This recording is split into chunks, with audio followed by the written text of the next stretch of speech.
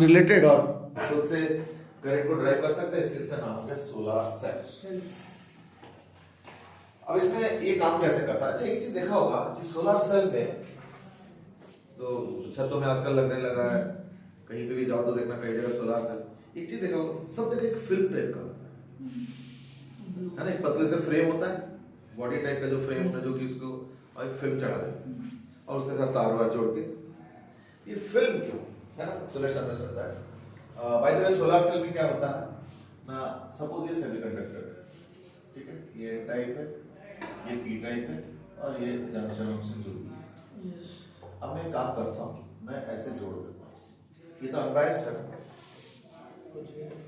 इसमें कोई बायसिंग तो है नहीं, यानी करंट क्या होगा? Zero. So the current levels will be in this case now what, na equal to 0.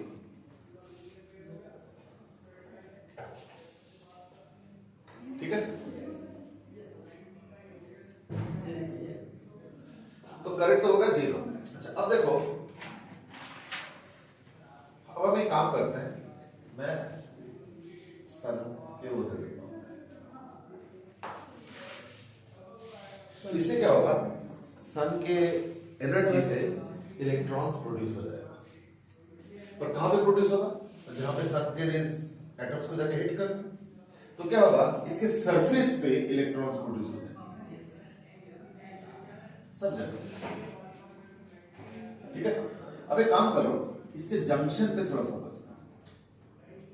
इसके जंक्शन पे अगर फोकस करो तो ऐसे थोड़ा बड़ा करके दिखा रहा हूं, ऐसे करके याद करके देखो, मैंने बताया था कि अगर ये N टाइप है, P टाइप है, इसके जो जंक्शन होता है उसमें क्या होता है, ये actually middle of the junction था, लेकिन क्या हुआ कि यहां से थोड़े इलेक्ट्रॉन्स चले गए तो यहां पे नेगेटिव चार्ज आ गया, याद आ रहा है, और यहां से इलेक्ट्रॉन गए तो ऑब्वियसली ओवरऑल पॉजिटिव चार्ज आ गया, जिसके वजह से एक फील्ड क्रिएट हो जाता है, याद आ रहा है। अब देखो, यहां पे जो इलेक्ट्रॉन्स प्रोड्यूस हुआ है, इसको कोई अलग से फोर्स नहीं मिलता है, यहां पे जो इलेक्ट्रॉन्स प्रोड्यूस हो रहे हैं इसकी भी कोई फोर्स नहीं है, ये इलेक्ट्रॉन्स बस ऐसे ही प्रोड्यूस तो हो गया, बट इस पे कुछ असर नहीं है, बस प्रोड्यूस हो गया बस, क्योंकि सन का एनर्जी आके हिट किया एटम्स को, तो एटम जो है इलेक्ट्रॉन एटम के अंदर जो इलेक्ट्रॉन्स है लास्ट में वैलेंस शेल, उनको एनर्जी मिल गया तो वो एटम से छिटक जाता है, छिटक के बाहर तो नहीं आ पाता बट फ्री इलेक्ट्रॉन प्रोड्यूस हो गया। तो जैसे सन रेज आया तो क्या हुआ, इसके सरफेस पे फ्री इलेक्ट्रॉन्स प्रोड्यूस हो गए, इसलिए ये सब पतले पतले बनाया जाता है। क्यों? क्योंकि देखो ये वाला पार्ट बेकार है, मैं इसको काट भी दूंगा ना इस पोर्शन को, कोई फर्क नहीं पड़ता। क्यों? अल्टीमेटली फ्री इलेक्ट्रॉन तो इसलिए टॉप के लेयर में बनेगा या दो चार लेयर्स में बनेगा, जहां तक सन रेज पेनिट्रेट करके जा सकता है। ये तो ओपेक ऑब्जेक्ट है, तो ऐसा नहीं हो सकता सन रेज यहां से आ जाएगी। अगर होता तो क्या होता है, यहाँ पे भी इलेक्ट्रॉन प्रोड्यूस होते हैं, यहाँ पे भी हर जगह, ऐसा नहीं होता। इसलिए इतना काट भी दोगे ना तो कुछ खास फर्क नहीं पड़ेगा, ये जो होना है वो सरफेस पे होना। अब क्या देखो कि इन इलेक्ट्रॉन्स पे तो कोई असर नहीं होगा, पर इन इलेक्ट्रॉन्स पे असर होगा। क्या होगा? क्योंकि यहाँ पे इलेक्ट्रिक फील्ड है, जिसको हम बैरियर पोटेंशियल कह रहे हैं, यानी एक इलेक्ट्रिक फील्ड है, किस डायरेक्शन में है? N से लेके P टाइप की तरफ इलेक्ट्रिक फील्ड प्रोड्यूस होता है। अगर ये डायरेक्शन में इलेक्ट्रिक फील्ड होगा तो इलेक्ट्रॉन के ऊपर फोर्स किस डायरेक्शन में होगा? फोर्स उल्टे डायरेक्शन में होगा, है ना। तो इससे क्या होगा, ये जो इलेक्ट्रॉन्स है ना, बाकी की बात नहीं कर रहा हूं, ये जो इलेक्ट्रॉन्स है ना उसको ऐसे फोर्स लग रहा है, तो यानी थोड़ा केयरफुली ड्राइंग बनाना, ये F है, ये E है, ऊपर वाला F है।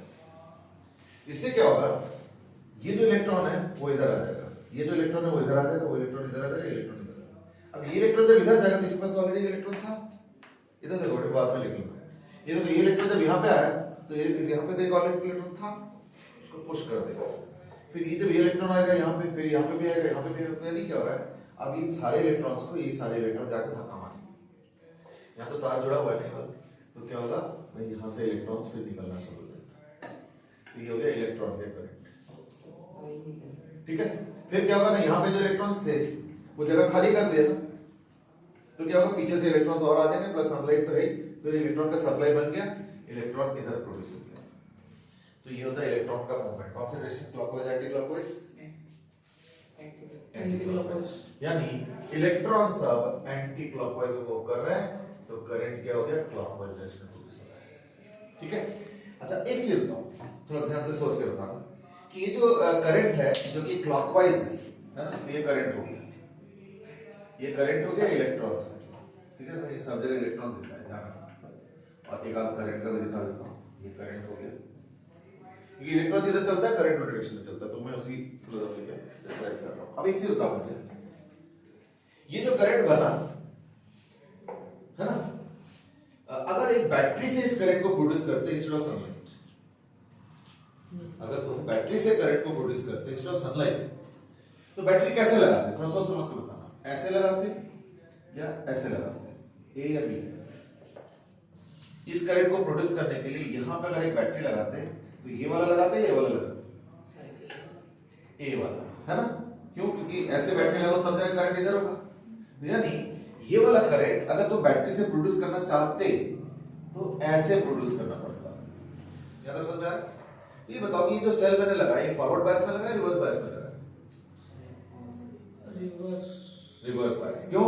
ये देखो पॉजिटिव टर्मिनल एन टाइप के साथ जुड़ा हुआ है, नेगेटिव टर्मिनल पी टाइप के साथ जुड़ा हुआ है। देखो मैंने लिखवाया हुआ है कब पॉजिटिव सॉरी कब फॉरवर्ड बायस होता है कब रिवर्स बायस। समझ आ रहा? यानी अगर पूछा जाए सोलर सेल का जो करंट है, जिसको मैं शॉर्ट में सोलर करंट कह सकता हूँ, solar current forward bias current है रिवर्स बायस करंट?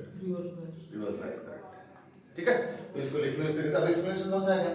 मैं लिखवा नहीं रहा, बड़ा होगा, understand what I am doing, कि सरफेस पे कुछ इलेक्ट्रॉन्स का जमा बड़ा होगा, जिनमें से जो जंक्शन वाला रीजन है वहां के जो इलेक्ट्रॉन्स है उनको इलेक्ट्रिक फील्ड के ऑपोजिट डायरेक्शन में फोर्स मिलेगा, तो वो चलने लगेगा, तो पूरा कंटीन्यूअस मूवमेंट हो जाएगा। तो इन दिस केस क्या होगा, एंटी क्लॉकवाइज डायरेक्शन में इलेक्ट्रॉन्स मूव कर रहे हैं, तो करंट क्लॉकवाइज डायरेक्शन मूव कर रहे हैं। तो लिख लो करंट यानी आई इन सोलर सेल, आई यानी current in solar cell is a reverse bias current. लिख लो आई यानी current in solar cell is a reverse bias current. ठीक है?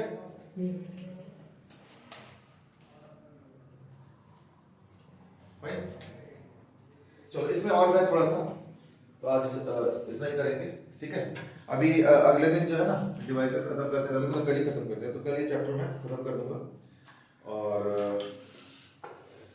फिर उसके बाद ना एक चॉकआउट कर लेंगे प्रोग्राम कि कब हम लोग कौन सा चीज क्या करेंगे, कि रिवीजन जो है किस सीक्वेंस में करेंगे।